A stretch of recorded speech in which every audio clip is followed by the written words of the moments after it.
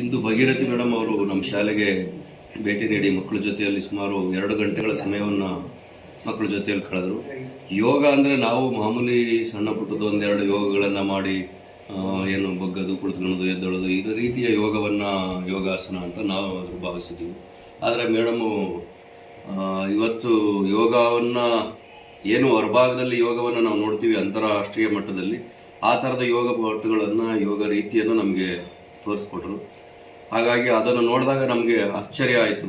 ಯೋಗ ಈ ರೀತಿಯಲ್ಲೂ ಮಾಡಬಹುದು ಸಾಮಾನ್ಯ ಜನತೆ. ಯಾಕೆಂದರೆ ಆ ರಾಷ್ಟ್ರೀಯ ಮಟ್ಟದಲ್ಲಿ ದೊಡ್ಡ ದೊಡ್ಡವರು ಮಾಡ್ತಕ್ಕಂಥ ಯೋಗಗಳನ್ನು ನಾವು ಟಿ ವಿಯಲ್ಲಿ, ಮಾಧ್ಯಮಗಳಲ್ಲಿ ನೋಡಿದ್ವಿ.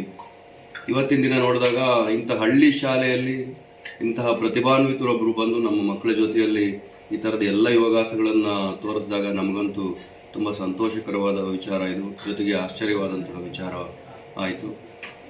ಶ್ರೀ ಮಹಾಲಕ್ಷ್ಮಿ ವಿದ್ಯಾಮಂದಿರದ ಪರವಾಗಿ ಇಂದು ನಮ್ಮ ಮಕ್ಕಳಿಗೆ ಯೋಗಾಸನವನ್ನು ಪರಿಚಯವನ್ನು ಮಾಡಿಕೊಟ್ಟಂತಹ ಭಗೀರಥಿ ಮೇಡಮ್ ಅವರಿಗೆ ಶ್ರೀ ಮಹಾಲಕ್ಷ್ಮಿ ಚಾರಿಟಬಲ್ ಟ್ರಸ್ಟ್ ವತಿಯಿಂದ, ನಮ್ಮ ಶಾಲೆಯ ವತಿಯಿಂದ ಶ್ರೀ ಮಹಾಲಕ್ಷ್ಮಿ ತಾಯಿ ಆಯುರಾರೋಗ್ಯವನ್ನು ಕೊಟ್ಟು ಕಾಪಾಡಲಿ ಅಂತ ಹೇಳ್ಬಿಟ್ಟು ಆ ತಾಯಿಯಲ್ಲಿ ಪ್ರಾರ್ಥಿಸುತ್ತಾ ನಮ್ಮ ಶಾಲೆಯ ಪರವಾಗಿ ಅವರಿಗೆ ಹೃತ್ಪೂರ್ವಕ ಧನ್ಯವಾದಗಳನ್ನು ಸಲ್ಲಿಸ್ತೇನೆ.